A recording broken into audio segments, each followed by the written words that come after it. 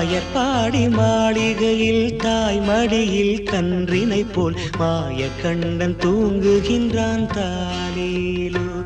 அவன் வாய் நிறைய மண்ணை உண்டு மண்டலத்தை காட்டிய பின் ஓய்வெடுத்து தூங்குகின்றான் ஆராரோ.